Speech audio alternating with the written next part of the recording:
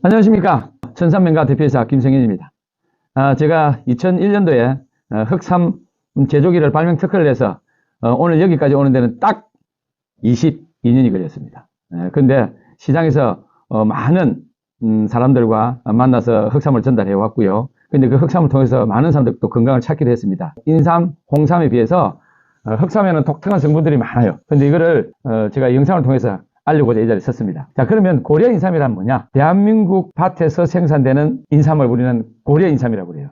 근데 잘못 인식되신 분들은 고려 인삼이 어떤 회사의 브랜드인 줄 아는데 그렇지 않습니다. 고려 인삼이란 대한민국 밭에서 생산되는 삼을 고려 인삼이라고 합니다. 그러면 우리가 알고 있는 상식적인 부분, 인삼, 홍삼, 태극삼, 흑삼 정의를 내리겠습니다. 자, 인삼이라고 하는 것은 밭에서 우리가 이렇게 켰을 때 그걸 수삼이라고 부릅니다. 수분이 한 70% 정도 되는 수삼을 우리가 두 가지 방법으로 가공을 합니다. 하나는 수삼을 바로 시장에 판매하는 방식이 있고, 또 그거를 말려서 건삼을 만들어서 시장에 유통하는 방법이 있습니다. 그 일반 우리가 인삼에는 수삼과 건삼이 있다. 두 번째, 홍삼. 여러분 많이 들었던 홍삼은 수삼을 우리가 그러니까 그 짬밥을 찌는 곳이 있어요. 이렇게 선반식으로 되어 있어가지고 요만한 판에다가 수삼을 씻어서 탁탁 넣어서 그거를 한 5시간 정도를 찌게 되게 되면 삼이 빨갛게 익어서 나옵니다.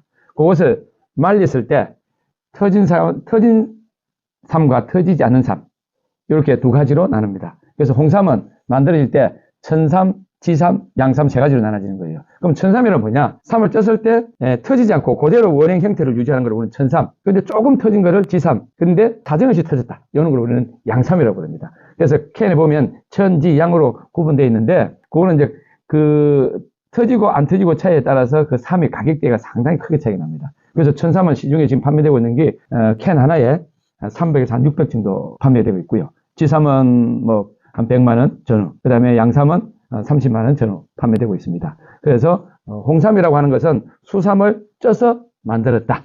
이걸 우리는 홍삼이라고 얘기하는 겁니다. 그럼 흑삼은 뭐냐? 흑삼은 수삼으로 만들기가 무지 힘듭니다.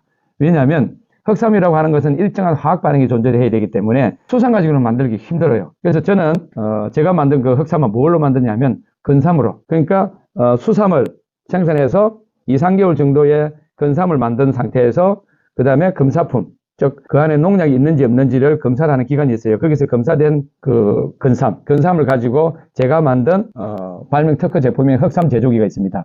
거기다 넣고 전기를 가지고 이 건삼을 흑삼으로 만들어요. 그럼 전기라고 하는 것은 그 건삼인 상태에다가 시루 형태의 방식을 사용해서 전기를 주게 되게 되면, 전기가 나가면 10분에 7분 정도는 전기를 주고 3분 정도는 전기를 안 줍니다. 그래서 우리 이거를 7분 찌고 3분 말리고라는 용어를 씁니다. 그래서 이거를 180회 하기 때문에 저희들은 다포라고 이야기합니다. 그러면 이 건삼이 흑삼을 어떻게 바뀌느냐? 이게 상당히 재밌는 이야기예요. 우리가 노란 건삼을 시루 형태에다 넣고 전기를 주게 되게 되면 약 20시간이 정도 지나면 이 노란 건삼이 연한 붉은색으로 바뀝니다. 근데 이 15시간 정도 전기가 들어가게 되면 연한 붉은색이 진한 붉은색으로 바뀌어요. 그 다음에 30시간 정도 가면 연한 검정으로 바뀌면서 한 40시간 정도 되면 이렇게 인삼이라고 하는 건삼이 이렇게 흑삼으로 색깔이 바뀝니다. 그러면서 이거를 화학 반응이라고 이야기하는데, 인삼이 가지고 있는 성분과 이 흑삼이 가지고 있는 성분은 엄청난 차이가 납니다. 지금 우리가 알고 있는 홍삼은 사포닌이 30가지에서 34가지 정도가 된다고 하지만, 흑삼은 사포닌이 현재 알려진 것만 해도 70가지가 됩니다. 그런데 이 사포닌은 여러 가지 과정이 꼭 필요합니다. 그래서 고려 인삼도 인삼으로 출발했지만 전기를 주고 그러니까 찌고 말리고 180회 정도를 하게 되게 되면 이 노란 건삼이 검은 흑삼으로 바뀌게 되는 거예요. 그래서 이 흑삼에는 많은 성분들이 들어있습니다. 한 70가지의 사포닌이 들어있는데, 이것을, 이 흑삼화된 것을 게르마늄 단기에 넣고 79도, 80도의 온도에서 저온 숙성 방식으로서 흑삼 액기스를 저희들이 추출해야 됩니다. 그 흑삼 액기스를 추출해서 저희들이 시중에 공급하고 있는 게 바로 흑천삼이라고 하는 브랜드로 제가 시장에 공급하고 있어요. 여기 보면 밑에 뭐라고 되어 있느냐면 RG3라고 하는 성분들이 있어요. 그럼 이 RG3가 뭐냐면 우리가 70여 가지 사포닌 중에서 진세노사이드라고 하는 성분이 들어있습니다. 그거는 이제 연구 결과에 보면 그 용어들이 나오는데, 지금 흑삼에는 유난히 성분이 많이 함유하고 있는 성분 중에 유일한 것이 RG3라는 성분이에요. 그래서 이 RG3가 저희 제품에서 제일 많이 추출이 되는데, 제가 이제 저희 회사 제품 브랜드를 흑천삼이라고 제가 이름을 지었어요. 자, 그러면 어떤 뜻이냐? 요 브랜드 명을 만든 썰에 대해서 조금 이야기 드릴게요. 우리가 시중에 판매되고 있는 홍삼은 천삼, 지삼, 양삼 세 가지로 나눠져 있어요. 근데 최고의 등급이 바로 천삼입니다. 인삼에는 몇 가지의 성분이 들어있는데 일단 성분의 차이가 제일 크고요. 인삼, 홍삼, 흑삼은 그 사포닌의 숫자의 차이가 상당히 큽니다. 그 다음 두 번째는 이 흡수율이 틀려요. 인삼을 우리가 먹었을 때는 흡수율이 한 60% 정도 나오고, 홍삼을 달여서 먹었을 때는 흡수율이 한 80% 정도 나옵니다. 그럼 흑삼을 달여서 먹었을 때는 우리 몸에 거의 90% 이상이 흡수가 됩니다. 이유는 하나입니다. 인삼과 홍삼은 발효 방식을 쓰지 않습니다. 바로 수삼을 찌는 방식을 채택하고, 흑삼이라고 하는 것은 정숙, 전기로 숙성하지 않으면 흑삼이 만들어지지를 않습니다. 그래서 이 흑삼은 발효되어 있는 상태이기 때문에, 숙성 발효되어 있는 상태이기 때문에 분자 구조가 아주 잘게 짜겨져 있기 때문에 우리 몸의 흡수율이 아주 뛰어나다고 되어 있습니다. 그럼 흡수율이 좋고 일반 삼보다 면역력 같은 게 우리가 보통 먹으면 좋아진다 이렇게 알고 있잖아요. 그 이제 면역력 자체가 우리 몸에 이제 아까 분이 이야기했던 사포닌의 숫자, 그 다음에 성분들,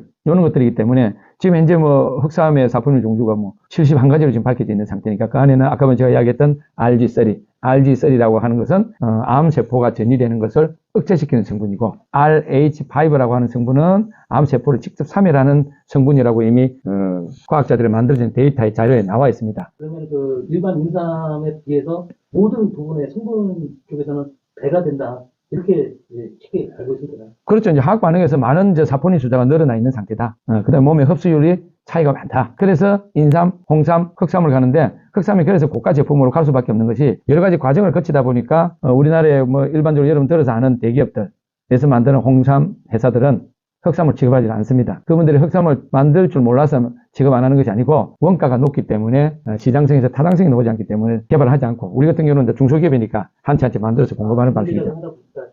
그렇죠. 사포닌에 대해서 좀 간단하게 말씀해 주시죠.